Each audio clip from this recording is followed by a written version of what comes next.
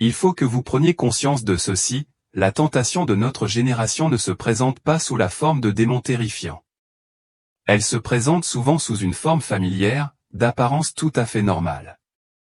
Comme ces restaurants familiers comme McDonald's qui font salle comble chaque jour, ou le visage de révolutionnaires comme Che Guevara toujours imprimé sur des t-shirts comme s'il était un symbole de liberté. Vous ne le croirez peut-être pas, mais ces choses apparemment inoffensives étaient en réalité le piège final. Un pasteur décédé l'a confirmé. Et au moment où son âme quitta son corps, un ange l'emmena dans un endroit que la plupart des gens refusent de croire, l'enfer. Et là, il vit des choses qui ont fait trembler tous ceux qui les entendent. Un système McDonald's tout entier dirigé par des démons. Et Che Guevara lui-même, le révolutionnaire légendaire, emprisonné dans le feu éternel. Ce que le pasteur a vu et entendu vous empêchera de dormir ce soir. Mais ce n'est pas juste une histoire pour vous effrayer. C'est un appel de Dieu pour vous, pour moi et pour tous ceux qui se croient en sécurité. Nous savons que certains le rejetteront, d'autres en douteront. Mais si ce qu'il a vu est vrai, notre silence d'aujourd'hui pourrait signifier la destruction d'âmes demain. Avant de commencer, commentez, Amen, avec votre nom et votre ville. Nous prierons pour vous. Et pour ceux qui ont soutenu cette chaîne par de grands remerciements, sachez ceci, Dieu le voit. Vous ne faites pas qu'aider une vidéo. Vous plantez une graine de foi dans votre propre vie. Écoutez maintenant le témoignage de ce pasteur et ne considérez pas cela comme une histoire lointaine, car un jour chacun de nous se tiendra devant le juge éternel. Je m'appelle Gabriel Mendoza. Je suis un humble pasteur au service d'une petite communauté évangélique en Amérique du Sud. Depuis des années, je consacre ma vie à prêcher l'Évangile, à réconforter les personnes brisées et à guider les fidèles. Pourtant, rien dans mon ministère, pas même les moments les plus intenses de prière ou de combat spirituel, n'aurait pu me préparer à ce que je vais partager avec vous. Ce n'est pas seulement une vision. C'est un témoignage. Et c'est la vérité la plus terrifiante et la plus urgente que j'ai jamais vue. J'étais accompagné dans ce voyage par Sœur Lourdes Esperanza, une femme connue dans toute notre région comme un pilier de prière. Bien qu'elle n'ait ni titre, ni chair, ni tribune, sa foi soulève des montagnes. C'est une veuve, paisible d'esprit, mais puissante dans le Seigneur. Pendant 3 jours et 3 nuits, elle et moi nous sommes consacrés à un temps de jeûne et d'intercession. Nous sommes allés sur un terrain sacré, juste à l'extérieur du village, où se dresse un pommier centenaire, tordu par le temps, mais pourtant ancré comme un autel dans la terre. Sous cet arbre, nous avons prié sans relâche. Nous n'avons rien mangé. Nous n'avons bu que de l'eau. Le soleil s'est levé et couché 3 fois, tandis que nous pleurions sur l'état du monde, sur l'Église tiède et sur les âmes perdues dans le péché. Le 3e après-midi, mon corps était faible, plus que faible. J'arrivais à peine à m'agenouiller. Ma respiration devenait haletante. Ma vision se brouillait, et soudain, je m'effondrais au pied de l'arbre. Sœur Lourdes m'apprit plus tard que j'avais cessé de respirer. Mon pouls s'était arrêté. Elle cria à l'aide. Mais nous étions loin du village. Il n'y avait personne, ni médecin, ni ambulance, juste ses mains serrées dans les miennes et sa voix criant vers le ciel. Mais ce qu'elle ne pouvait voir, c'était ce qui se passait ensuite. Dans ces instants de mort clinique, je me suis retrouvé hors de mon corps. Mes yeux étaient encore fermés, mais je voyais tout. Je flottais juste au-dessus du sol, en apesanteur, libéré de la douleur et de la fatigue. Je me suis retourné et j'ai vu mon propre corps étendu, immobile, la peau pâle, les lèvres légèrement entr'ouvertes. Sœur Lourdes s'agenouilla au-dessus de moi, sanglotant, la voix brisée par sa prière. Puis la lumière apparut. Ce n'était pas la lumière du soleil. Ce n'était pas le feu. C'était un rayonnement vivant, pur et sain, plus éclatant que tout ce qui existe sur terre. Mais elle ne m'aveugla pas. Elle m'accueillit. De l'intérieur de la lumière surgit une silhouette, grande, vêtue de gloire, rayonnante d'autorité, un ange du Seigneur. Sa présence imposait l'admiration, mais rayonnait de paix. Son regard contenait l'éternité. Il prononça mon nom, Gabriel. Lord, suis-moi. Sa voix résonna dans mon être, non pas dans mes oreilles, mais dans mon âme. À cet instant, je compris que l'esprit de Sir Lord avait également quitté son corps. Nous étions côte à côte, non plus dans le monde physique, mais dans un état spirituel, alerte, pleinement conscient, et totalement à la merci de quelque chose de bien plus grand que nous. Nous avons suivi l'ange, qui nous a conduits vers ce qui ressemblait à un tunnel de ténèbres tourbillonnant. L'entrée était large et menaçante, comme la gueule d'une énorme bête. J'ai hésité. Tout en moi s'y opposa, mais l'ange s'est retourné et a dit, « N'ayez pas peur. Ce que vous allez voir doit être attesté. Beaucoup périront si cet avertissement n'est pas entendu. » Nous avons avancé. L'air s'est épaissi, la lumière derrière nous s'estompait, et bientôt nous traversions un tunnel d'ombre profonde. Pourtant, aucune confusion ne subsistait dans nos esprits. Nous étions transportés dans un lieu bien réel, bien vivant et terriblement terrifiant. Ce que nous avons vu dans les minutes qui ont suivi allait marquer nos mémoires et ébranler notre compréhension de l'éternité. Ces images ne sont ni symboliques ni métaphores. Ce sont des réalités brutes, sans phare, révélées pour le bien de votre âme et de la mienne. Ce n'était pas un rêve. C'était l'enfer. Et ce que j'y ai vu, ce que nous avons vu, me hante chaque jour depuis. C'est dans ce royaume de tourments que nous avons découvert la vérité sur la gourmandise, l'orgueil, la rébellion. Nous avons vu des âmes condamnées à jamais. Nous avons traversé des horreurs déguisées en plaisir. Et oui, nous avons vu parmi eux des lieux et des personnes inattendues. L'image déformée d'un McDonald's en enfer et l'âme tourmentée du révolutionnaire argentin connu dans le monde entier sous le nom de Che Guevara. Je ne partage pas cela à la légère, mais je dois parler car quelqu'un doit l'entendre et s'échapper avant qu'il ne soit trop tard. Alors que nous suivions l'ange plus profondément dans le tunnel, la faible lumière derrière nous s'estompa jusqu'à ce que nous ne voyions plus que la lueur radieuse émanant de sa silhouette. Je suis encore sous le choc du moment où nos esprits ont quitté nos corps et j'ai eu du mal à comprendre où nous étions emmenés. Mais chaque pas en avant confirmait qu'il ne s'agissait ni d'un rêve, ni d'un symbole, mais d'un voyage dans un monde plus réel et terrifiant que tout ce qui existe sur Terre. Soudain, le tunnel s'élargit et le chemin sous nos pieds s'aplanit. Ce qui se dressait devant nous me figea sur place. Une porte colossale se dressait au centre d'un gouffre immense, sa taille monstrueuse s'étendant dans un ciel rouge sans fin apparente. Sa surface de fer était noircie, brûlée et criblée de cicatrices déchiquetées, comme si les feux du jugement avaient léché son cadre pendant des siècles. Des barbelures, des crochets et des chaînes s'accrochaient à ses bords, tels les vestiges déchirés d'un tourment passé. Le sol tremblait sous nos pieds tandis qu'un grincement sourd s'élevait du portail.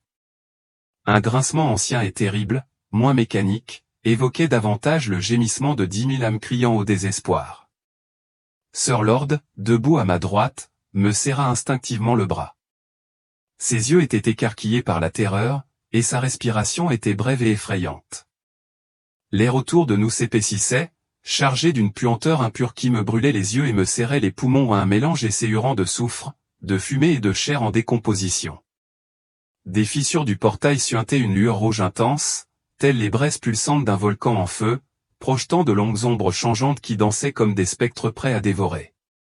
Des cris, faibles au début mais indéniables, des cris de douleur, d'horreur, de désespoir. Certains hurlaient de rage. D'autres gémissaient de tourment, et d'autres imploraient pitié, soulagement, mort. Le son me transperça la poitrine, me griffant l'âme. L'ange s'avança, son rayonnement constant, malgré une profonde tristesse qui se lisait sur son visage. Il se tourna vers nous et dit d'une voix qui résonna au-delà du gouffre, « Voici le seuil de l'enfer. Ce que vous allez voir doit être vu. Ce n'est pas une punition pour votre foi, mais une révélation destinée à éveiller beaucoup de gens. » Son regard croisa le mien. Ne détournez pas le regard. Mes genoux tremblaient. Je murmurai une prière. Seigneur, couvre-nous de ta force. Puis, dans un gémissement qui fit trembler le sol et me fit trembler les os, les portes s'ouvrirent. Elles ne s'ouvraient pas comme des portes ordinaires. Elles s'ouvraient lentement, comme les mâchoires d'une bête antique se desserrant après des siècles de sommeil. Une vague de chaleur jaillit, plus brûlante que n'importe quelle fournaise. Et pourtant, elle portait non seulement de la chaleur, mais aussi un poids spirituel. Elle me pesait sur l'esprit, sur le cœur. C'était le désespoir rendu tangible. Nous franchissions la porte. Le monde au-delà n'était pas seulement de feu et de soufre. Il était imprégné d'horreur. Un tunnel de pierre déchiquetée s'étendait devant nous, serpentant vers le bas tel un serpent enroulé. Les murs eux-mêmes vibraient d'une énergie sinistre, luisant faiblement comme si des veines de haine en fusion parcouraient la roche. Chaque respiration me semblait lourde, corrompue, comme si l'air lui-même transportait les gémissements des damnés. Après ce qui nous sembla une éternité à descendre plus profondément dans l'abîme, le tunnel déboucha sur une immense clairière. Devant nous s'étendait un chemin pavé de briques rouges brillantes, suffisamment large pour que plusieurs puissent marcher côte à côte. Les briques crépitaient sous nos pieds, vibrant de chaleur comme les braises d'un feu ardent. Ce chemin menait à un pont suspendu au-dessus de ce qu'on ne pouvait décrire que comme le lac de feu. Le lac rugissait. Les flammes déferlaient en vagues tel un océan vivant. Chaque crête de feu illuminait le ciel, une voûte maladive de teinte pourpre, rose et surnaturelle qu'aucun œil humain n'avait jamais vue. Le ciel semblait respirer, palpitant de malveillance. Et sous ce ciel surnaturel, dans cette mer de flammes, se trouvaient des âmes d'innombrables multitudes se tordant, se débattant, hurlant. Hommes et femmes, jeunes et vieux, visages de toute race et de toute langue. Ils se tordaient comme si chaque nerf de leur corps était une flamme. Mais leur souffrance dépassait le simple tourment physique. Ils maudissaient, non seulement par frustration, mais aussi par véhémence. Ils blasphémaient le nom de Dieu, de Jésus-Christ, des anges du ciel. Ils maudissaient même Satan lui-même. Leurs paroles formaient un chœur d'amertume et de folie. Et pourtant, Sœur Lord et moi comprenions chaque mot, du latin ancien aux dialectes tribaux oubliés, de l'anglais à l'allemand en passant par l'araméen, nous comprenions tout. Non par l'intellect, mais par transmission divine. Tout comme les apôtres à la Pentecôte avaient reçu les langues des nations, nous aussi avions reçu des oreilles pour entendre le langage de l'angoisse. Que Dieu leur pardonne, murmura Sœur Lord, les larmes coulant sur ses joues, sa voix brisée par le chagrin. Ils ne s'arrêteront pas, dit doucement l'ange à côté de nous. Même ici, beaucoup continuent de rejeter la vérité. Tandis que nous avancions sur le sentier, approchant du pont qui enjambait le lac de feu, je remarquai les horreurs plus profondes qui attendaient dans les flammes. Des vers noirs, épais comme des doigts et couverts de pourriture, rampaient sur la peau des condamnés, s'enfonçant dans leurs yeux, leurs bouches, leurs plaies ouvertes. Certains jaillissaient des narines ou déchiraient la chair, pour ensuite y revenir. Chaque âme était dévorée et réformée, pour souffrir à nouveau. Au-dessus de leur tête, des vautours monstrueux, plus grands que n'importe quel oiseau terrestre, tournoyaient, leurs ailes telles des bâches incandescentes. Leurs yeux brillaient comme des charbons ardents et leurs serres ruisselaient de métal en fusion. Ils plongeaient soudainement, sans pitié, arrachant des membres et se régalant en plein vol. Des cris accompagnaient chaque coup. Certaines victimes, désespérées, se jetèrent plus profondément dans les flammes, mais même cela ne leur apporta aucun soulagement. Elles disparurent tout simplement dans l'enfer, englouties par le lac. Je trébuchais, submergé par la nausée. Comment une telle horreur peut-elle perdurer, demandai-je en retenant mes larmes. Voilà le salaire du péché, répondit l'ange d'un ton ferme. Et ton témoignage appellera les autres à la repentance s'ils choisissent de l'écouter. Nous avons continué notre route, le pont maintenant sous nos pieds. Le vent était sec et vif, charriant des cendres et une odeur de chair brûlée. Sous nos pieds, le lac bouillonnait, et nous avons vu du mouvement. Un serpent. Un serpent, massif. Ses écailles scintillaient comme de l'acier en fusion. Ses yeux brûlaient d'une intelligence à la fois ancienne et malveillante. Il glissait à travers le lac, son corps traînant des flammes comme s'il ne faisait qu'un avec le feu lui-même. Et puis il frappa. Les âmes se dispersèrent, frénétiques, grimpant les unes sur les autres, terrorisées. Mais le serpent se déplaçait à une vitesse incroyable. Ses mâchoires s'ouvrirent largement et, d'un seul coup, il coupa plusieurs têtes. Mais ces têtes ne moururent pas. Elles restèrent vivantes, clignotant, se tordant et hurlant, suspendu à la gueule de la bête. Le serpent continua à nager, son grotesque fardeau oscillant, et je sentis tout le poids du désespoir peser sur ma poitrine. J'agrippai la robe de l'ange et tombai à genoux. « Seigneur, Seigneur, aide-nous !» L'ange se retourna, le visage grave, et dit, « Ce n'est que le prélude. Ce qui nous attend exigera une force encore plus grande. Préparez vos cœurs. » Sur ce, nous avons traversé jusqu'au bout du pont. Les cris des condamnés résonnaient dans nos oreilles, et l'air brûlait à chaque respiration. Le sol, au-delà, était craquelé et noirci, rougeoyant sous la chaleur. Nous n'avions atteint que le début de l'enfer, et c'était déjà plus que je ne pouvais en supporter. Un gémissement glacial et aigu, qui transperçait l'air avec l'angoisse d'une mère arrachée à jamais à son enfant, s'éleva au-dessus du reste des tourments et nous tira en avant comme un phare douloureux. Le sol sous nos pieds devenait plus sombre et plus glissant à chaque pas, trempé non seulement de cendres, mais aussi d'un sang épais et coagulé qui luisait sous le ciel brûlant, telle une parodie de vie. L'odeur était insupportable, un mélange âcre de fer brûlé, de chair en décomposition et de quelque chose de profondément surnaturel, comme l'odeur d'un utérus violemment déchiré. Alors que nous pénétrions dans une vaste plaine aride, nous avons été confrontés à la vue d'innombrables femmes éparpillées sur la terre brûlée, leurs formes tordues et brisées, chacune piégée dans les affres atroces d'une punition éternelle qui semblait consumer non seulement leur chair, mais aussi leur souvenir même de paix. Leurs bourreaux les dominaient de toute leur hauteur, des démons à la peau noire, aux cornes acérées, aux corps rugueux comme de l'obsidienne, et aux griffes luisantes de sang rouge et humide. Ces créatures ne s'attaquaient pas aveuglément, mais agissaient avec une précision cruelle, enfonçant leurs griffes profondément dans l'abdomen des femmes et en extrayant d'horribles amas de tissus encore vibrants de vie. Chaque masse était infestée de vers serpentins, certains noirs, d'autres rouges, d'autres d'un jaune maladif, chacun se tordant comme des veines avec des crocs, comme s'ils se nourrissaient non seulement de la chair, mais aussi de la mémoire des enfants que ces femmes avaient portés. La douleur de leurs victimes était indescriptible, et leurs cris formaient une musique terrible et aiguë, gutturale, sans fin ou une symphonie de regrets, de jugement et de chagrin qui flottait dans l'air sulfureux comme un linceul de culpabilité trop épais pour s'échapper. Tandis que les femmes se convulsaient de douleur, leur corps cloué au sol par des forces invisibles, des vagues de nouveaux tourments surgirent des ombres, des démons affamés aux os squelettiques et aux yeux brillants et sans paupières. Ces êtres macabres se jetèrent tels des vautours sur les organes abandonnés et les restes mutilés, la bouche écumante, déchirant la chair encore vivante avec leurs dents grinçantes et leurs doigts d'os brisés. Leurs cris résonnaient à travers la plaine tandis qu'ils se battaient entre eux, dévorant sans autre but que la faim, rongeant les tendons et dévorant les vers comme s'ils se disputaient le prix le plus sombre. Et puis, dans un crescendo effroyable, arrivèrent les chiens de l'enfer. Des bêtes massives et galeuses aux yeux flamboyants et aux crocs courbés comme des cimeterres, se jetant dans la mêlée et enfonçant leurs mâchoires dans les amas de tissus frétillants, dérobant les démons tandis que le chaos éclatait autour des corps brisés des damnés. L'affrontement entre les démons et les chiens de l'enfer fut sauvage et primitif, une tempête de rugissements, de hurlements et de cris si violents qu'elle semblait fendre la pierre sous nos pieds.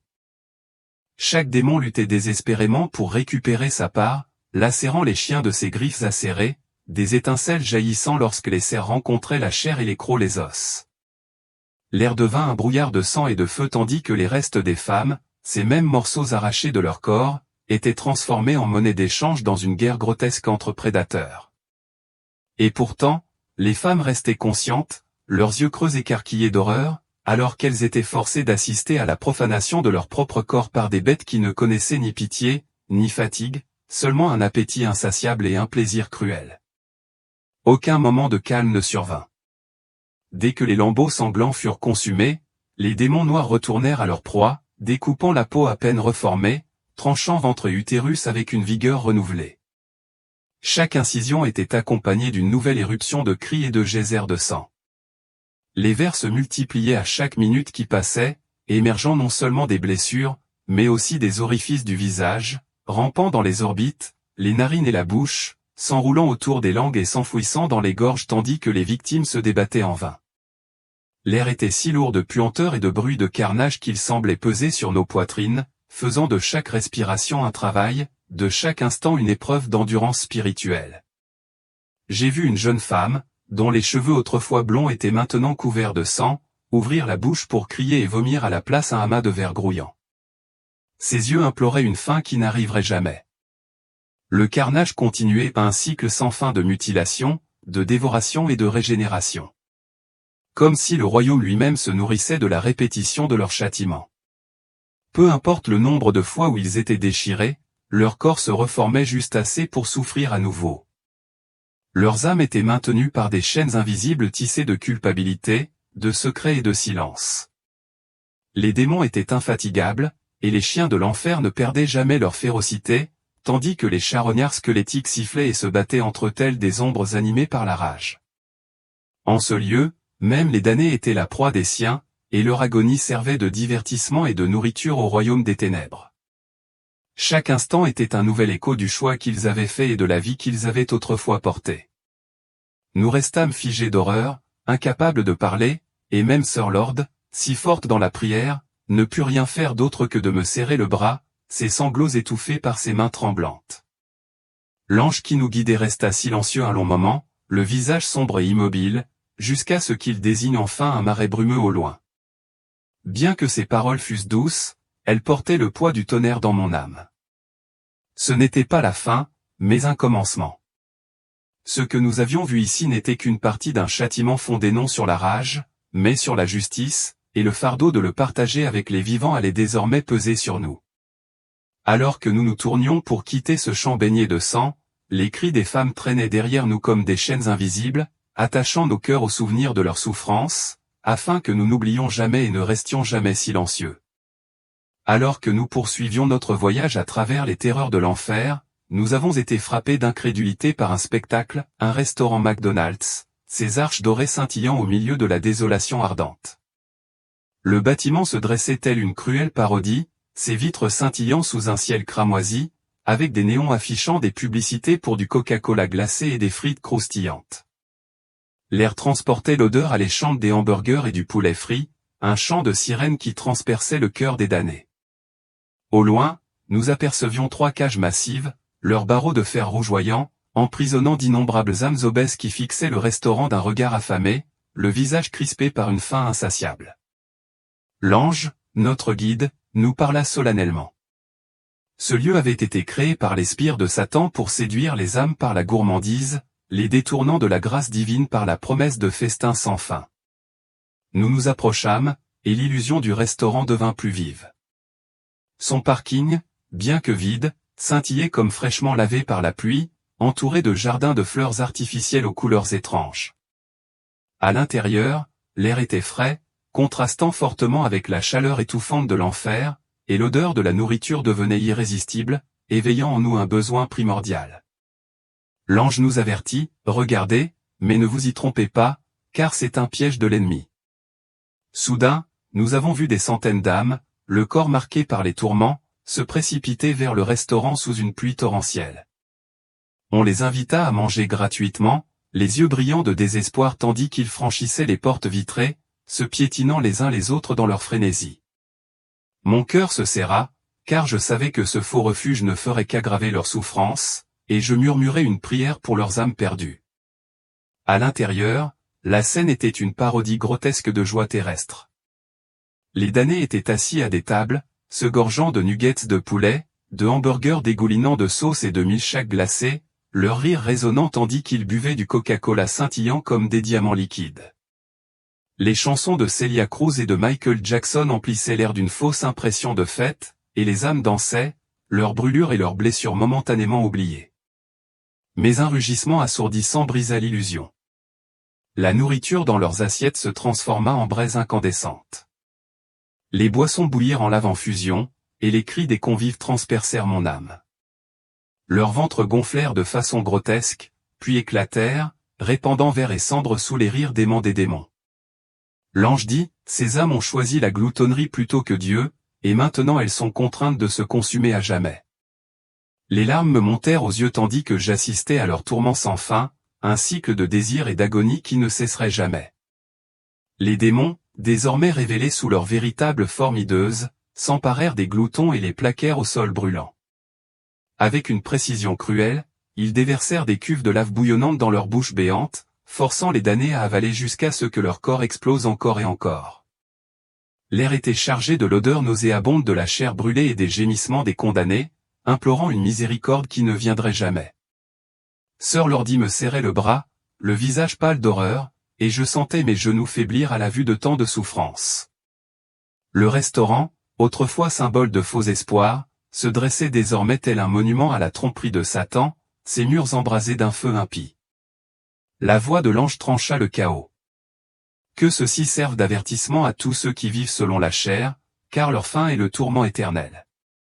Mon cœur battait fort tandis que nous nous détournions, les cris des gloutons résonnant dans mon esprit, rappel obsédant du prix à payer pour céder à la tentation.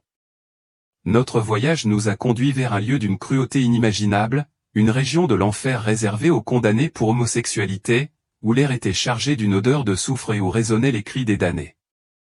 Nous tremblions devant les horreurs qui se déroulaient devant nous. Le sol était une mer de lave en fusion, bouillonnante et sifflante, tandis que des rochers déchiquetés luisaient d'un rouge ardent sous un ciel aux teintes roses et vertes maladives. Les démons, les yeux brillants de malice, brandissaient des épées de feu, les plongeant dans le rectum des condamnés, qui se tordaient de douleur, leurs cris résonnant comme un cœur de désespoir. L'ange, le visage grave, dit, « Ces âmes ont rejeté le dessein de Dieu, et maintenant elles subissent les conséquences de leur rébellion, prisonnières à jamais de ce cycle de souffrance. » Mon cœur s'emballa et je joignis les mains en prière, implorant la force d'assister à de telles atrocités. Le supplice était implacable. Les démons tailladaient les corps des damnés, leur sectionnant torse et membres à coups de lame ardente, leur ordonnant de ramper dans les flammes pour récupérer leurs jambes tranchées. Les condamnés, la chair carbonisée et suintante, se traînaient sur le sol en flammes, pour finalement tomber dans des fosses de lave cachées où ils brûlaient à nouveau. D'autres affrontaient des meutes de chiens de l'enfer, des bêtes monstrueuses aux crocs dégoulinants et aux yeux comme des charbons ardents, qui déchiraient leur chair, arrachant bras et jambes. L'urine des chiens, acide et corrosive, giclait sur les âmes, provoquant des cloques qui éclataient avec des bruits esséurants, et les cris des victimes s'intensifiaient sans jamais cesser. Sœur Lordy pleurait, sa voix à peine murmurait, tandis qu'elle priait, « Seigneur, aie pitié. » Mais l'ange nous rappela, c'est justice, car ils ont choisi leur voie. J'ai ressenti un frisson malgré la chaleur, l'âme lourde du poids de leur souffrance.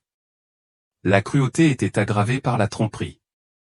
Certaines âmes, croyant retrouver leurs membres perdus, rampaient vers des flammes vacillantes promettant un soulagement, mais tombaient dans une embuscade tendue par des démons cachés dans l'ombre.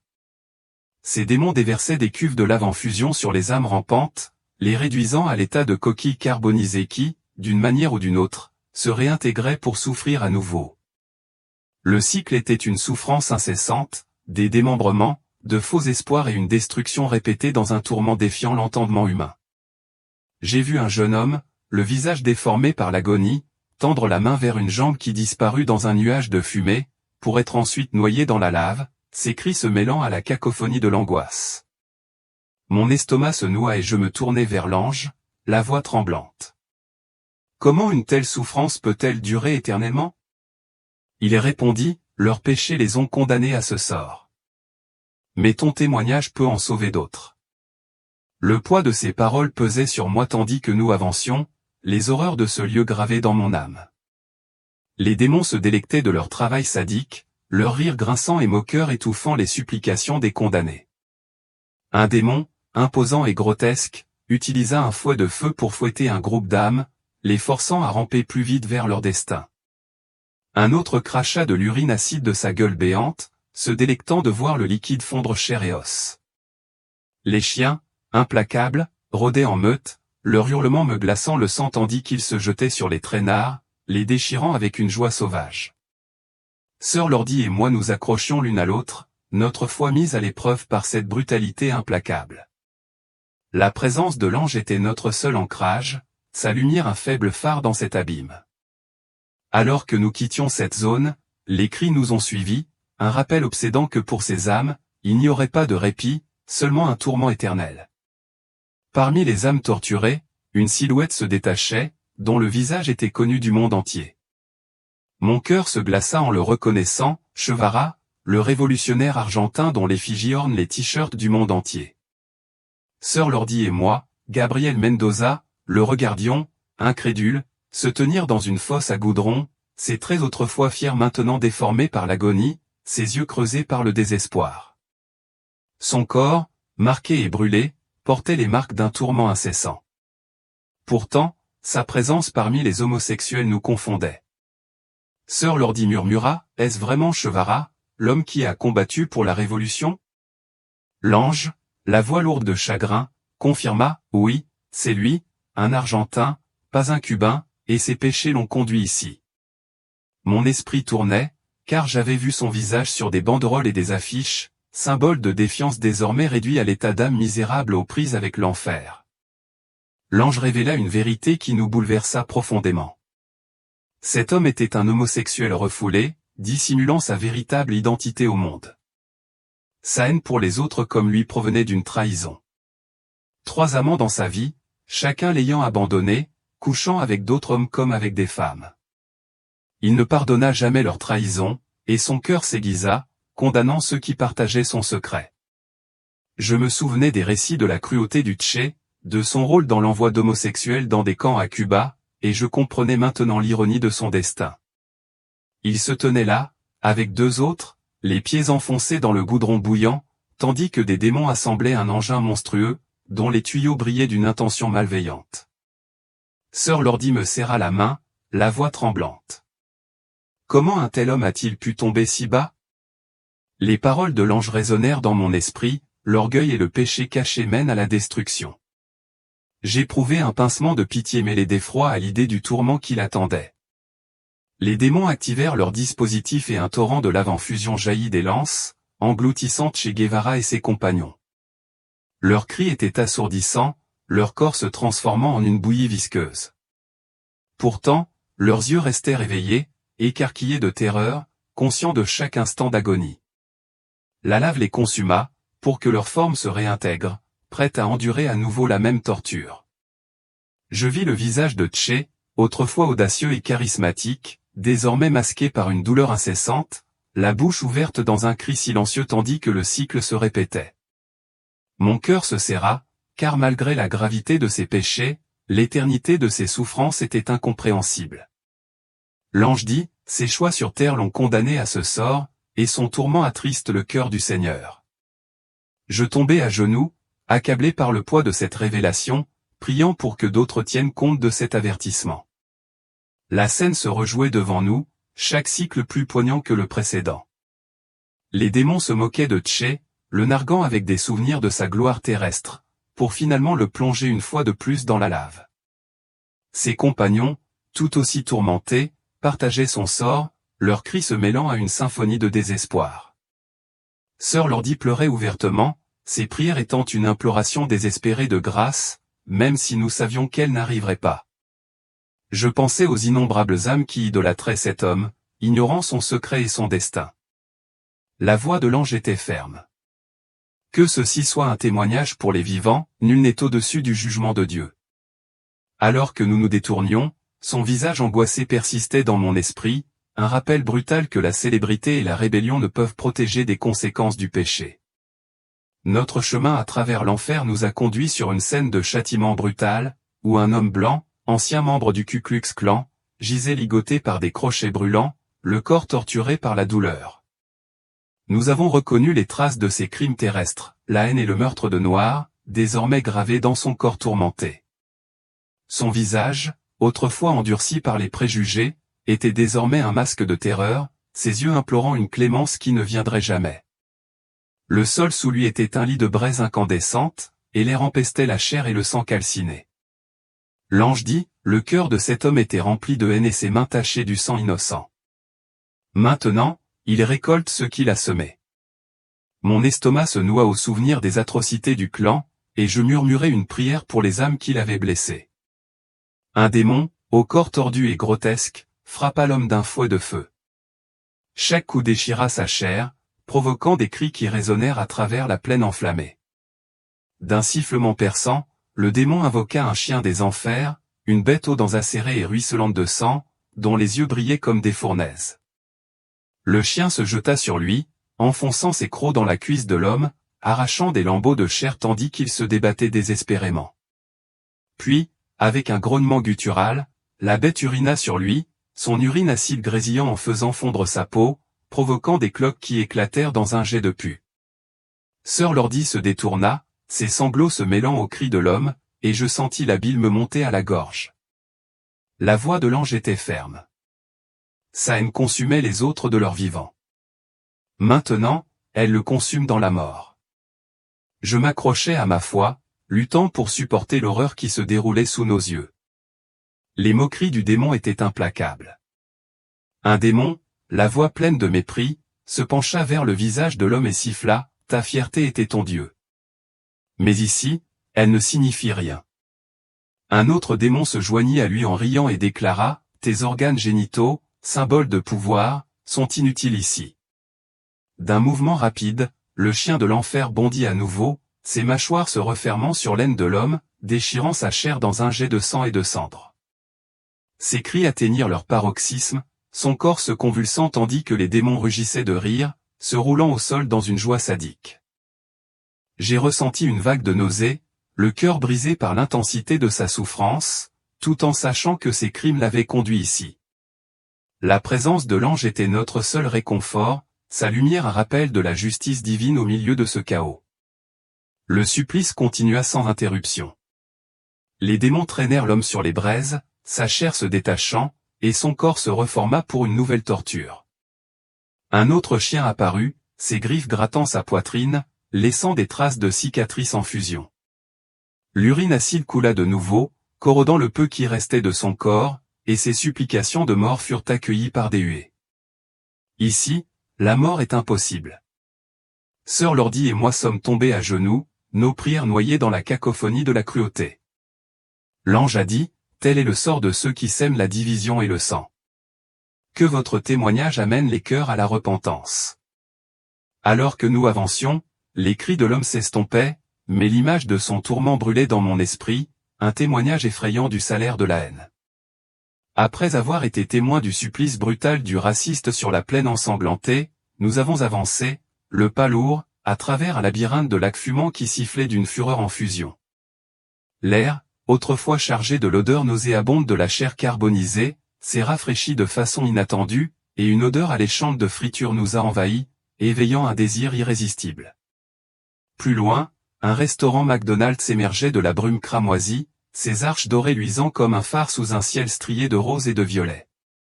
Le bâtiment était impeccable, ses parois de verre reflétant les lueurs lointaines des flammes, encadré par un parking désert qui scintillait comme lavé par une pluie fantomatique. Au-delà du terrain, les jardins s'épanouissaient de fleurs surnaturelles, aux pétales d'un violet profond, d'un orange flamboyant et d'un vert maladif, ondulant dans une brise à la douceur trompeuse, masquant le soufre en dessous.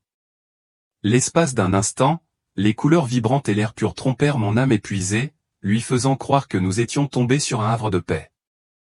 Pourtant, le regard solennel de l'ange nous a ancrés dans notre sombre dessein, et nous nous sommes approchés, le cœur battant la chamade. La façade du restaurant était une cruelle parodie de réconfort terrestre, ses enseignes lumineuses promettant Coca-Cola glacée, frites croustillantes et burgers juteux, leur lumière dansant sur le pavé mouillé en tourbillons hypnotiques.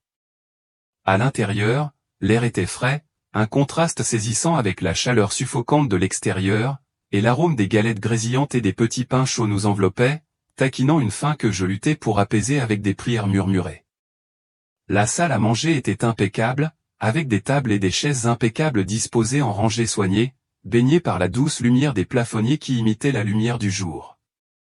De jeunes femmes en uniforme McDonald's impeccables aux blondes, brunées à la peau mate se tenaient derrière des comptoirs rutilants, leurs sourires éclatants mais creux, leurs yeux brillants d'une froideur surnaturelle tandis qu'elles essuyaient les plateaux et ajustaient les menus avec une précision mécanique. Une femme corpulente, la peau luisante de sueur, marchait à grands pas sur le sol, sa voix aiguë tandis qu'elle aboyait des ordres, sa présence commandant l'espace vide avec une autorité troublante. À travers les larges fenêtres, un orage se levait et une pluie rosée commença à tomber, ses gouttes crépitant doucement, chacune sifflant faiblement en touchant le sol.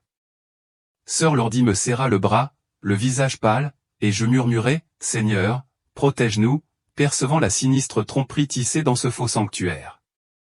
Alors que la pluie s'intensifiait, un grondement lointain s'éleva et une horde d'âmes, hommes et femmes, certains boursouflés par l'obésité, d'autres décharnés et squelettiques, se rua vers le restaurant, les yeux brûlants d'une faim désespérée. Leur corps portait les cicatrices du tourment, des brûlures et des entailles suintantes de cendres et de sang. Pourtant, ils couraient avec une détermination fiévreuse, trébuchant sur les rochers déchiquetés et piétinant ceux qui tombaient sur leur passage. Plus de 300 personnes ont franchi les portes vitrées, leurs pas résonnant comme une bousculade, leurs chiffons trempés collant à des blessures douloureuses. Elles ont envahi 12 comptoirs où les femmes en uniforme les ont accueillies d'une voix douce et accueillante, prenant les commandes sans demander de paiement, le sourire toujours présent. La salle à manger a explosé dans une parodie chaotique de joie, les damnés riant et s'embrassant, leurs visages illuminés d'une joie vorace alors qu'ils revendiquaient des tables remplies de plateaux de nuggets de poulet doré, d'énormes hamburgers dégoulinant de sauce et de milkshakes à la fraise qui scintillaient comme des rubis liquides. Mon estomac se noua, et les yeux de sœur Lordy se remplirent de larmes, nous reculant tous deux devant le piège tendu à ces âmes perdues. Le festin se déroula avec une intensité sauvage, les damnés dévorant leur repas, la graisse maculant leurs lèvres et dégoulinant sur leur menton balafré, tandis qu'ils engloutissaient du Coca-Cola glacé dans des gobelets surdimensionnés. Leur rire, rauque et frénétique, se mêlait au rythme pulsé de la salsa vibrante de Celia Cruz et de la pop électrique de Michael Jackson, diffusée par des enceintes invisibles, les entraînant dans des danses maladroites et extatiques. Ils oscillaient et tournoyaient, leurs mouvements saccadés mais fiévreux, comme si la nourriture avait effacé la mémoire de leurs cellules ardentes, où ils avaient langui dans le tourment. Certains portaient des blessures fraîches, leur peau était couverte d'ampoules à vif, mais leur faim consumait toutes leurs pensées, leurs yeux brillaient d'une ferveur gloutonne qui les réduisait à l'état de bêtes affamées. La gérante corpulente se frayait un chemin à travers la foule, son sourire large et usé, ses mains gesticulant de manière expansive alors qu'elle les exhortait à empiler leurs assiettes plus haut, sa voix empreinte d'une gentillesse qui ressemblait à du poison. La voix de l'ange, lourde de vérité divine, perça la clameur. Ce restaurant a été construit par les spires de Lucifer pour arracher les âmes à la grâce divine par la gourmandise. Ils se dressent tels un leurre placé près de leurs cellules ardentes, où ils le contemplent avec un désir désespéré, tels des porcs affamés griffant des barreaux enflammés. Mon cœur se serra et je tombai à genoux, priant pour avoir la force de témoigner, le poids de leur tromperie écrasant mon esprit. L'illusion de la célébration ne tenait qu'à un fil, fin et fragile comme du verre de sucre tendu au-dessus d'un brasier. Dans un coin sombre de ce McDonald's infernal, nous nous tenions là, deux âmes envoyées pour assister à ce que la plupart ne supportaient pas d'imaginer. Soudain, le sol sous nos pieds se mit à trembler, et un éclair déchiqueté fendit le ciel rosé, laissant derrière lui un coup de tonnerre qui claqua comme une réprimande divine. Derrière les parois de verre, la douce pluie rose devint nauséabonde, virant au bleu pâle et toxique. Chaque goutte dégageait une odeur acide qui nous enveloppait les narines, étouffant l'air d'effroi. À l'intérieur, l'atmosphère s'épaissit. Les rires fracassants laissèrent place à un silence glacial et insidieux qui s'étendit comme une ombre avant la tempête. Aucun des convives ne semblait s'en apercevoir. Trop occupés à savourer leur plat, la bouche pleine de burgers luisants, les doigts graisseux enroulés autour de leur gobelet de soda, les yeux vitreux, le plaisir de la gourmandise. Mais la nourriture commença à changer. Les petits pains moelleux durcirent et commencèrent à rougeoyer, leur cœur brûlant comme de la braise. Les milkshakes bouillonnèrent et fumèrent, se transformant en une lave lente et visqueuse. Les frites se réduisirent en cendres à mi-bouchée, enflammant langue et gorge brûlantes. Une vapeur brûlante siffla du Coca-Cola bouillant, embuant les visages figés par la confusion et la peur grandissante.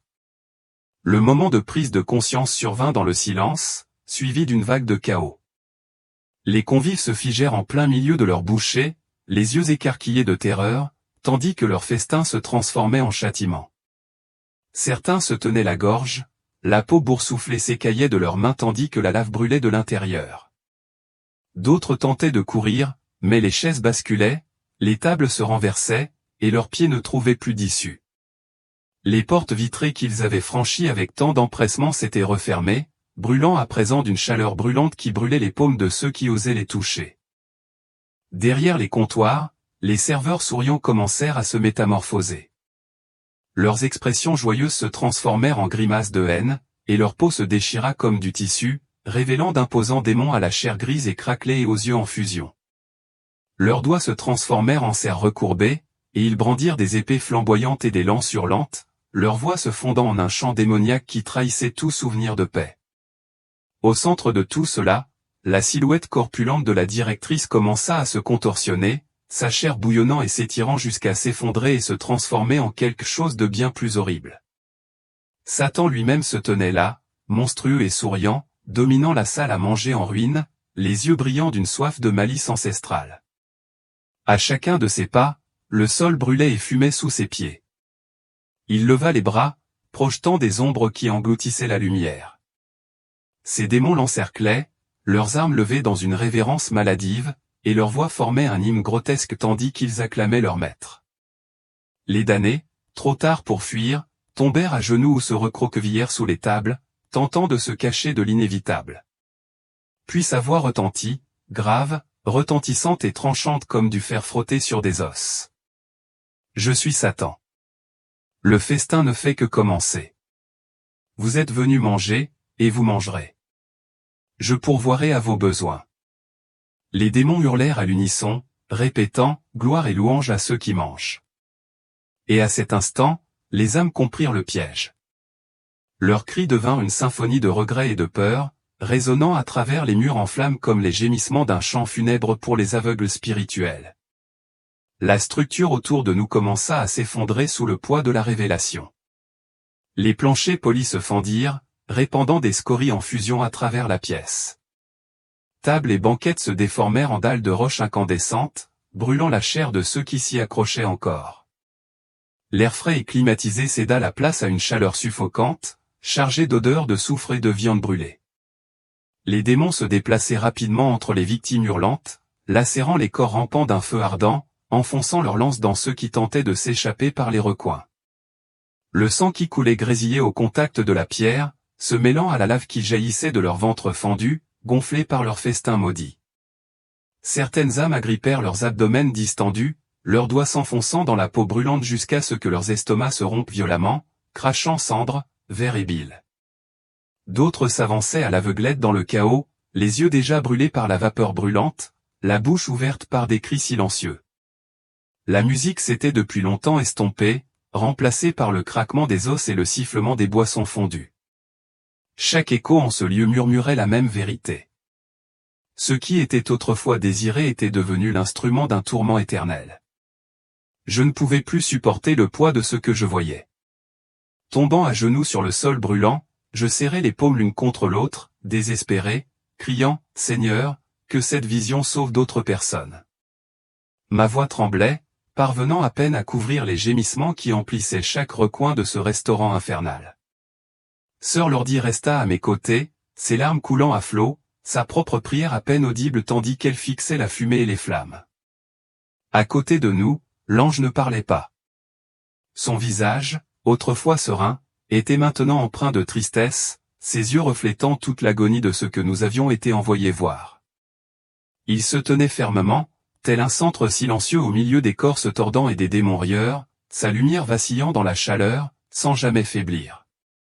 Et même si nous savions que nous n'en étions qu'au début, le poids de ce seul chapitre en enfer pesait sur nos âmes avec une force insupportable, un avertissement gravé non seulement dans nos mémoires, mais dans la vocation même qui nous avait amenés ici.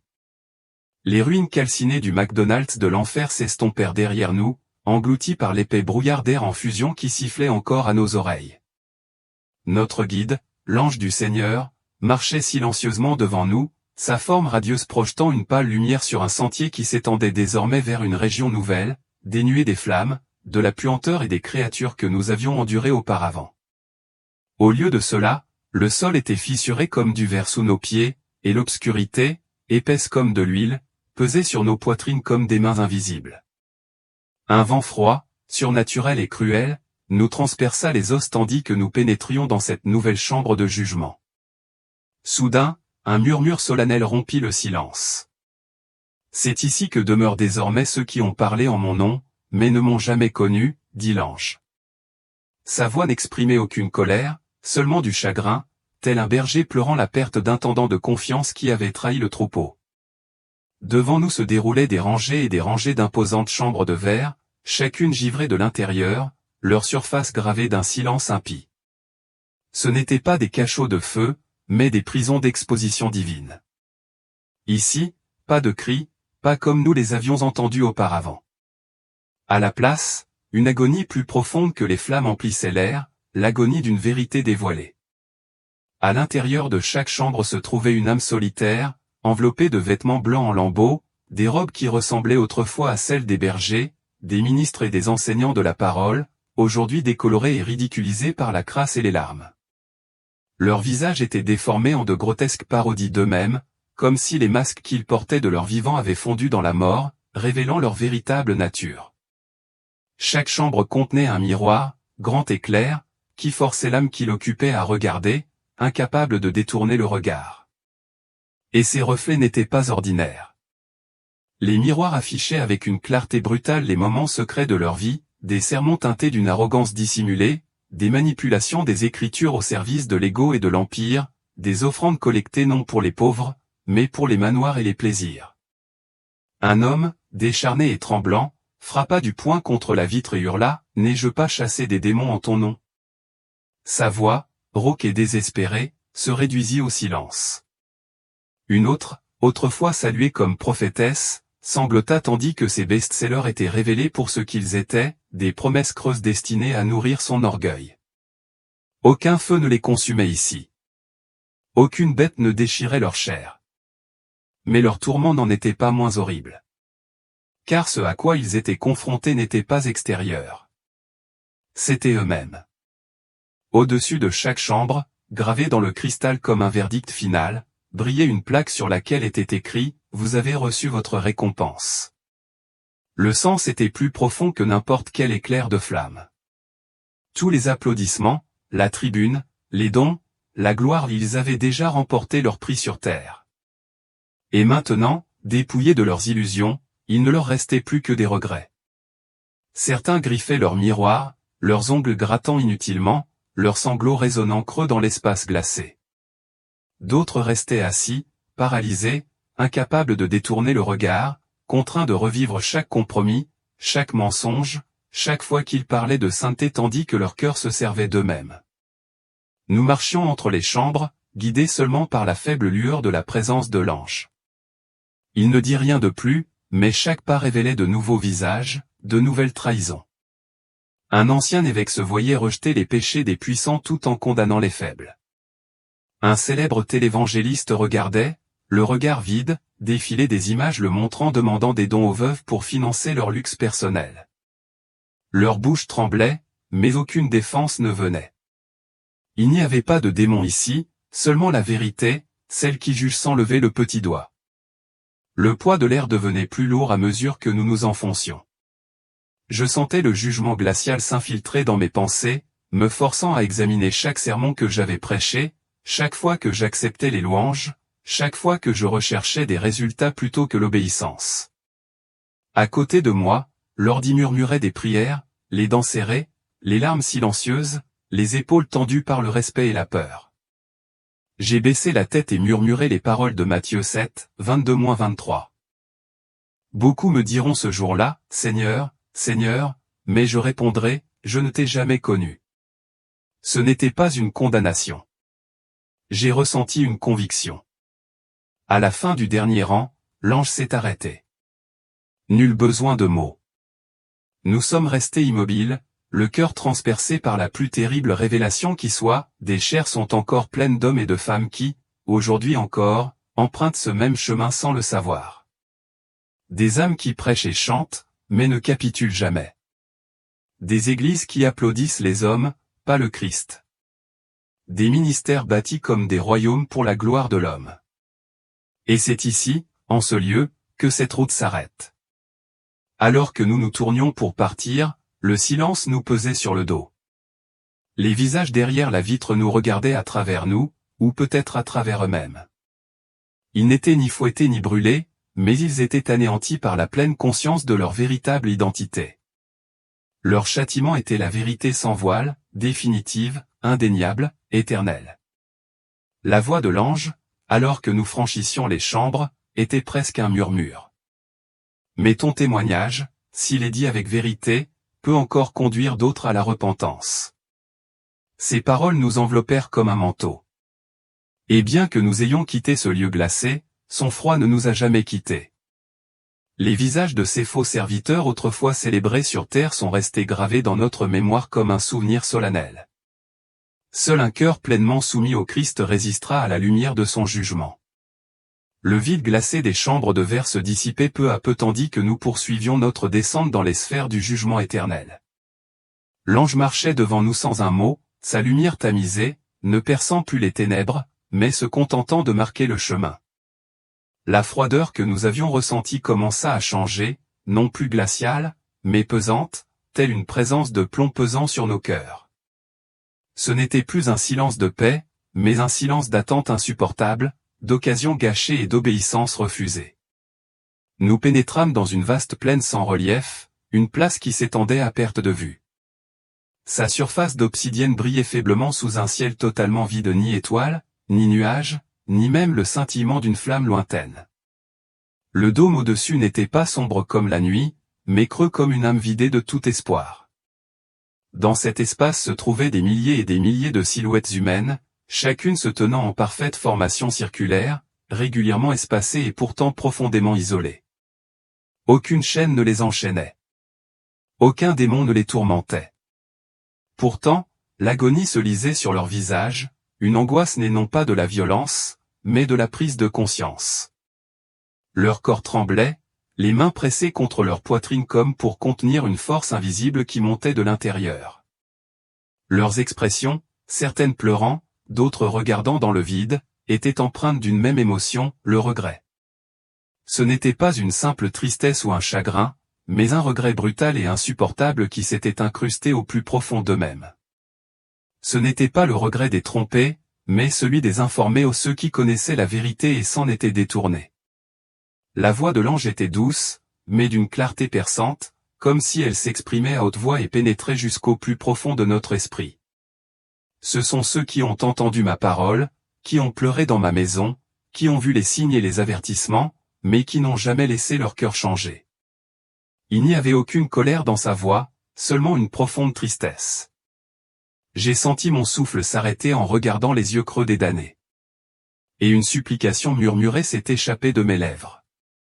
Seigneur, pardonne-nous notre facilité à oublier. Nous nous sommes approchés d'une femme dont les cheveux gris pendaient en chignons emmêlés, le corps tremblant, les lèvres frémissant dans un chant saccadé. À mesure que nous approchions, sa voix s'éclairait. Elle récitait un sermon de 2009, un message enflammé qui lui avait fait pleurer. Ce soir-là, elle avait juré de changer. Mais le lendemain matin, elle était retournée à sa vie habituelle où amertume, ragot, dureté ou inchangée. Je ne me suis jamais vraiment repenti, murmura-t-elle en se tenant la poitrine. Son regard croisa le mien, et j'y lus non pas de la défiance, mais le poids insupportable d'un moment à jamais perdu. Près d'elle se tenait un jeune homme, peut-être dans la vingtaine, les traits marqués par la rage et le chagrin. Ses poings frappaient ses côtes tandis qu'il criait. J'ai partagé des passages bibliques sur les réseaux sociaux. J'ai publié des messages pour paraître saint, mais je n'aimais pas Dieu. Je ne voulais tout simplement pas aller en enfer. Sa voix s'éleva jusqu'à se briser.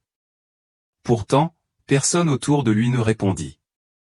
Chaque âme restait prisonnière de ses propres regrets, incapable d'entendre ou de réconforter les autres. Leur tourment n'était pas physique. Il était intérieur, cyclique et profondément isolant. Partout où nous nous tournions, nous entendions des histoires comme celle-ci, des histoires de quasi-repentance, de capitulation partielle, de vérité entendue, mais jamais respectée. Un ancien huissier d'église fixait le ciel d'un air absent, marmonnant à propos d'une vidéo YouTube qu'il avait regardée un jour, un avertissement qu'il avait balayé d'un rire avant de se noyer dans l'alcool. Une femme se tordait les mains, se rappelant avoir dansé lors d'une réunion de réveil, pour finalement rentrer chez elle et maudire son mari de rage. Leurs paroles se répétaient sans fin, telle une aiguille plantée dans le même sillon, chaque confession étant un fouet spirituel qu'ils utilisaient contre eux-mêmes. Plus tragique encore était l'absence de bourreau visible. Pas de bête, pas de chaîne, pas de flamme. Et pourtant, je réalisais que leur souffrance était parmi les plus insupportables de toutes. Ils étaient ici leurs propres bourreaux, hantés non par ce qui leur avait été fait, mais par ce qu'ils avaient omis de faire. J'ai vu un adolescent, pâle et en pleurs, chuchoter à propos d'un camp de jeunes où il avait ressenti le Saint-Esprit, mais avait préféré l'approbation de ses amis.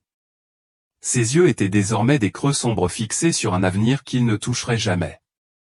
L'ange resta silencieux un moment, laissant le poids de ce que nous voyions s'abattre sur nous. Puis, comme pour déchirer le silence, il prononça les paroles de Jacques 4h17, « Celui donc qui sait faire le bien et ne le fait pas commet un péché. » Ce verset résonna sur la place avec un poids divin, entendre et ne pas obéir. L'ange poursuivit, « Y a-t-il un péché plus grave que l'ignorance ? Car ce ne sont pas les ténèbres qui les damnent, mais la lumière qu'ils ont refusée. » Certaines âmes tombèrent à genoux, non par révérence, mais par tourment. Leurs visages se tordaient en cris silencieux, face au vide éternel qu'ils avaient creusé par leur propre choix. Le silence du sol autour d'eux demeurait inchangé, sa surface noire et froide n'offrant ni réconfort, ni changement, ni pitié. Ils avaient entendu la vérité. Ils en avaient même pleuré, mais ils n'y avaient pas obéi. Et maintenant, en ce lieu, le temps n'offrait plus de seconde chance. Nous restions immobiles, bouleversés. « Seigneur » murmura-t-elle une prière si douce qu'elle ressemblait à un souffle, intercédant pour les innombrables vivants qui avaient encore du temps.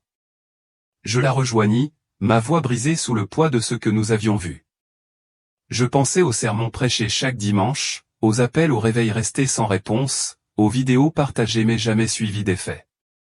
Combien, me demandais-je, se retrouveraient un jour dans ce cercle?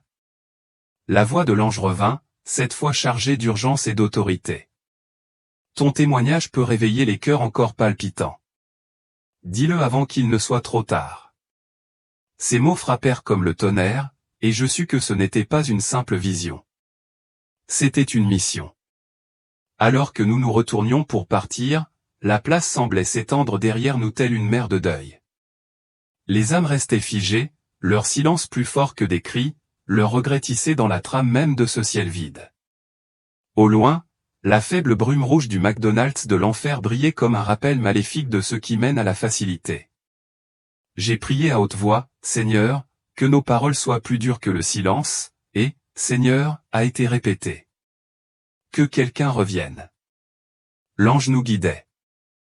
Mais les visages, les histoires, les confessions, tout suivait.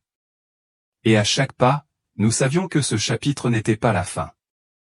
C'était un message qui attendait d'être délivré. La chaleur suffocante du McDonald's infernal ne s'était pas apaisée. Au contraire, elle s'était intensifiée, se transformant en une brume de soufre et de chair brûlée qui nous collait à la peau comme une malédiction. Les murs en fusion, autrefois vacillants de tromperie, pleuraient maintenant des rivières de scories incandescentes tandis que le rire de Satan s'estompait en un bourdonnement épouvantable, tel un orage qui se prépare dans les entrailles de la terre. Dans le silence inquiétant qui suivit, une nuée de démons surgit des géants à la peau grise, aux yeux de fer calcinés et aux griffes courbées comme des faucilles s'abattant sur les tourmentés avec une force implacable. Chaque âme qui s'était nourrie de tromperie fut saisie, clouée au sol brûlant par des mains griffues qui brûlaient la chair sans pitié. Leurs cris déchirèrent l'air lorsqu'un troisième démon apparut, décharné et squelettique, tenant de grandes cuves autrefois remplies de Coca-Cola glacée. Le contenu s'était transformé en lave bouillante, sifflant d'une chaleur maléfique. Avec une précision troublante, les démons forcèrent la bouche des damnés, leurs griffes déchirant lèvres et gencives. Le liquide en fusion se déversa dans leur gorge, les brûlant jusqu'à ce que leur ventre gonfle de façon grotesque avant d'éclater ou une éruption de sang, de feu et de cendres qui inonda le sol déjà incandescent. Le cycle ne s'arrêtait pas là. Alors même que leur corps s'effondrait, leur forme se reconstituait par un processus surnaturel terrifiant, pour finalement subir à nouveau le supplice. Des cris d'agonie résonnaient sous les coups de fouet des démons squelettiques qui encerclaient leurs victimes telles des hyènes. Ces bourreaux décharnés criaient, « Ils sont venus pour manger, alors ils mangeront jusqu'à en crever. » Leurs fouets enflammés déchiraient la chair, grésillant à chaque coup. La douleur se répétait sans relâche, et chaque cri semblait plus fort que le précédent, comme s'il résonnait d'un lieu plus profond que le corps, peut-être l'âme elle-même. de la masse des corps brisés émergea une nouvelle horreur, un contingent de démons armés de lances sillonnait le carnage. La pointe de leurs armes brûlait d'un feu impie, et leurs yeux brillaient d'un plaisir pervers. Ils se déplaçaient méthodiquement, désignant ceux qui, de leur vivant, avaient commis des péchés homosexuels. Avec une efficacité impitoyable, ils levaient leurs armées, d'un seul geste brutal, enfonçaient leurs lances dans les parties génitales de leurs victimes, hommes et femmes, déchirant les tissus mous dans une explosion de sang et de cendres. La douleur était incompréhensible, et les cris n'étaient pas de simples hurlements. C'était le son rauque d'un espoir qui s'éteignait. Soudain, les murs du McDonald's s'ouvrirent et une meute de chiens monstrueux surgit par l'entrée latérale. Leur fourrure était imbibée d'huile, leurs dents acérées comme des plaies rouillées, et leurs yeux brillaient d'une folie infernale. Ils s'abattirent sur les corps mutilés, enfonçant leurs crocs dans la chair déjà déchiquetée, déchirant ce qui restait avec une joie féroce. L'urine acide de ces bêtes gicla sur les victimes, crevassant leur peau et laissant des brûlures suintantes d'une bave putride. Les démons rugirent de rire, se délectant du spectacle de la douleur tandis que les damnés se débattaient impuissants sous les crocs et les flammes. Et puis, comme pour couronner ce théâtre d'agonie, le sol trembla et s'assombrit. Satan se releva. Dominant le carnage, sa seule présence étouffait tous les cris. D'une main griffue levée, il ordonna aux chiens de se disperser et de chercher d'autres proies, leurs pattes massives laissant des traces de feu dans le sol tandis qu'ils disparaissaient dans l'ombre. À leur place survint une autre espèce de monstruosité, des crapauds grotesques, de la taille d'homme, dont la peau visqueuse luisait sous la lueur rouge. Ils pénétrèrent lourdement dans la chambre, leur langue s'agitant pour capturer les âmes brisées, les entraînant dans des landes ouvertes, où leurs cris furent vite étouffés par une obscurité humide et nauséabonde. Au milieu du chaos, un groupe d'âmes en surpoids, jusque-là épargnées du pire, se tenait paralysé par la terreur. Ils avaient été contraints de regarder tout cela. Leurs yeux étaient écarquillés d'horreur, leur corps figé, interdit de mouvement. Un crapaud, gonflé de rage, émit un croassement guttural qui résonna sur les murs en feu. Coleman, grinça-t-il, invoquant une force que nous n'avions pas encore vue. De la brume rouge, dehors, surgirent deux démons imposants, tirant un chariot d'étain en fusion, dont la surface brillait d'une chaleur insupportable. Des étincelles jaillirent de ses roues tandis qu'ils se frayaient un chemin dans le sol brûlé. Les démons brandissaient des fouets plus épais qu'un bras humain, claquant dans l'air avec une fureur électrique. Ils extirpèrent du sol les âmes déformées et couvertes de lave et les jetèrent sur la surface brûlante du chariot. Les cris qui suivirent furent aigus et incessants, un son perçant qui transperça nos esprits comme des clous brûlants. La miséricorde était un mot oublié en cet endroit. Puis, à travers la brume et le sang, une silhouette sombre émergea, Coleman. L'être était squelettique, sa structure soutenue par deux béquilles tordues, sa chair, un parchemin pourrissant sur des os fragiles. À ses côtés se trouvaient 6 chiens de l'enfer, couverts d'étoiles, dont la fourrure vibrait d'une étrange lumière céleste ou une terrifiante parodie de ce qui était autrefois sacré. Coleman ne parla pas. Il fit simplement un geste d'une main griffue, et les chiens s'élancèrent, rassemblant gloutons et homosexuels vers leur destination finale. Les damnés, incapables de se tenir debout, se traîneraient comme des ordures. La pluie rouge s'était épaissie en brume de lave, et chaque goutte leur brûlait la peau à nouveau. Leurs cris emplissaient la pièce comme le tonnerre, mêlés de malédictions et de prières désespérées. Certains griffaient l'air, d'autres imploraient d'être pris en dernier, mais tous étaient rassemblés. Tous étaient destinés à la même fournaise. Alors que nous nous tenions au bord de cette vision, l'ange resta immobile, sa lumière tamisée, le visage lourd de chagrin. Non pas que la justice ait failli. Non, la justice était accomplie ici. Mais parce que tant avait choisi ce chemin librement, troquant la miséricorde divine contre le plaisir, l'orgueil, l'appétit. Il n'y avait plus de mots à dire. Seules les larmes restaient. Alors nous nous sommes détournés, non par choix, mais par appel. Notre voyage n'était pas terminé. Et cette vision, gravée au plus profond de nos âmes, ne nous était pas donnée à nous seuls. C'était un avertissement pour les vivants. L'odeur âcre du soufre imprégnait chaque respiration tandis que nous nous tenions parmi les ruines de l'infernal McDonald's, les derniers cris des tourmentés s'évanouissant dans l'air en fusion. L'ange, toujours rayonnant d'un éclat divin qui ne s'était pas affaibli depuis le début de notre descente, se tourna vers nous, le regard empli de tristesse et de feu. Sa voix s'éleva comme le tonnerre au-dessus des décombres encore brûlants. Citant Proverbe 23h2, si tu es gourmand, mets-toi un couteau sous la gorge.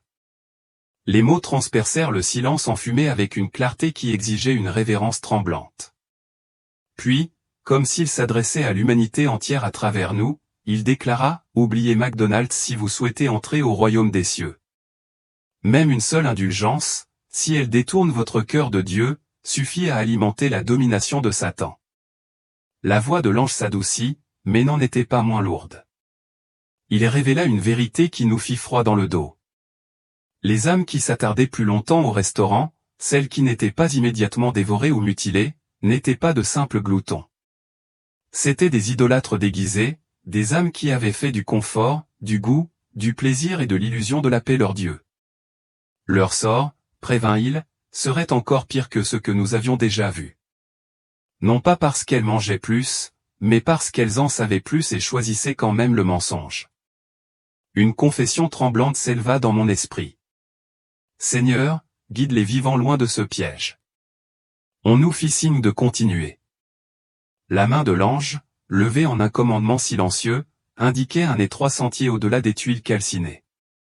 Chaque pas qui nous éloignait de ce lieu maudit était comme une marche dans une fournaise. Une chaleur brûlante irradiait du sol. L'odeur d'étain et de chair brûlée persistait. Tout autour de nous, un brouillard cramoisi descendait comme un voile matinal. Et puis, juste après l'entrée en verre brisé, nous le revoyâmes. Coleman, sa silhouette squelettique, penchée sur d'anciennes béquilles, attendait telle une sentinelle dans la brume. À ses côtés se tenaient 6 chiens monstrueux, leurs fourrures scintillant de braises étoilées, leurs yeux brillant d'un jugement surnaturel. Derrière eux, le chariot en fusion gémissait sous le poids des corps qui se tordaient, encore brûlants de douleur. Je sentis une main serrer mon bras, non pas par peur, mais par une intercession désespérée, et ensemble nous tournâmes les yeux vers l'avant, résistant à l'instinct de regarder en arrière. Plus nous avancions, plus le souvenir devenait vif. Les arches dorées n'avaient pas traîné les damnés de force. Aucune chaîne ne les avait attachés. Seul le désir les asservissait, une soumission volontaire à l'illusion de la sécurité et de l'épanouissement. L'ange nous avait montré leur prison originelle, des rangées de cages de fer flamboyantes où les détenus fixaient avec envie, à travers les barreaux, la lueur lointaine du McDonald's. Ils avaient crié pour être libérés, non pas de l'enfer, mais pour entrer dans le restaurant. Ils avaient supplié leurs ravisseurs de les y emmener, griffant les barreaux, non pour la liberté, mais pour la nourriture. Chaque âme qui franchissait ce seuil le faisait de son plein gré, et ce faisant, elle écrivait sa propre sentence.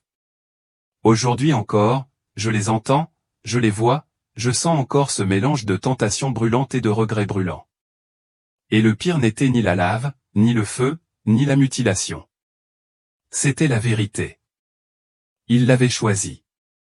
Mes genoux ont fléchi sous le poids de cette compréhension. Seigneur, j'ai supplié du fond de mon âme. Fais que ceux qui respirent encore comprennent ce que ces âmes ne pouvaient pas comprendre. J'ai prêché l'évangile des milliers de fois dans des églises et des villages d'Amérique du Sud. Mais rien n'aurait pu me préparer à cela. Ce n'était pas un rêve. Ce n'était ni une métaphore ni une allégorie. Que j'ai été emporté physiquement ou spirituellement, je l'ignore. Mais c'était réel. Je l'ai vu. Nous l'avons vu. 2 témoins, moi et Lord, contemplant la même horreur au même moment, avec la même clarté. Nous avons vu le visage de la rébellion. Nous avons vu Che Guevara, mondialement connu comme un symbole de la révolution, aujourd'hui mutilé au point d'être méconnaissable, hurlant parmi ceux condamnés pour péchés impénitents. Nous avons vu des idolâtres grincer des dents en avalant de la lave en fusion là où ils dévoraient autrefois des hamburgers. Nous avons vu la gloutonnerie se transformer en consommation éternelle. Leur cri n'était pas seulement le fruit de la douleur, mais aussi celui de la prise de conscience, car ils connaissaient la vérité bien trop tard. L'ange parla peu tandis que nous poursuivions. Il n'en avait pas besoin. Chaque pas dans le désert en déclin était plus éloquent que les mots.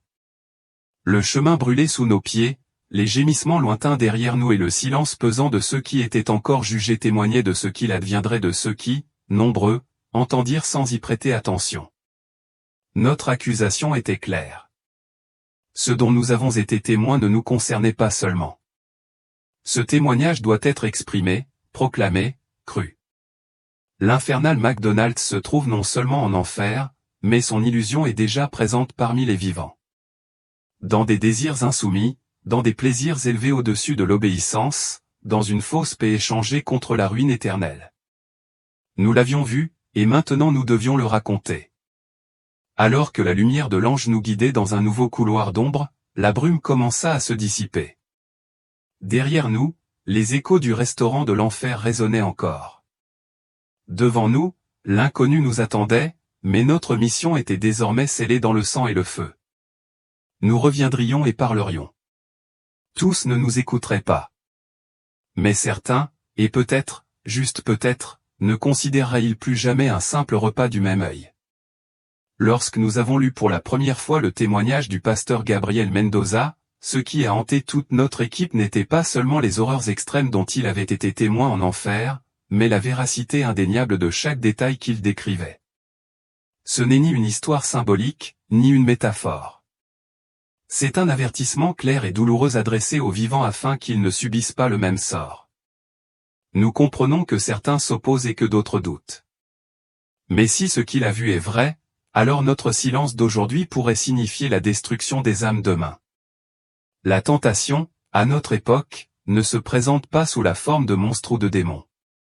Elle se présente sous des apparences familières, sécurisantes, normales. Pourtant, comme il l'a constaté de ses propres yeux, ce sentiment même de normalité pourrait bien être le seuil des ténèbres les plus profondes. Nous ne partageons pas cette histoire pour susciter la polémique. Nous la partageons parce que nous croyons que lorsqu'une personne est morte, ramenée à la vie par Dieu et ose parler de choses que personne ne veut entendre, alors ce n'est plus seulement son histoire. Elle devient un message pour toute l'humanité. Si vous avez écouté jusqu'ici, nous vous demandons simplement de prendre le temps de réfléchir profondément, car la vie ne s'arrête pas simplement lorsque le cœur cesse de battre. Parfois, elle recommence là où personne ne l'attend.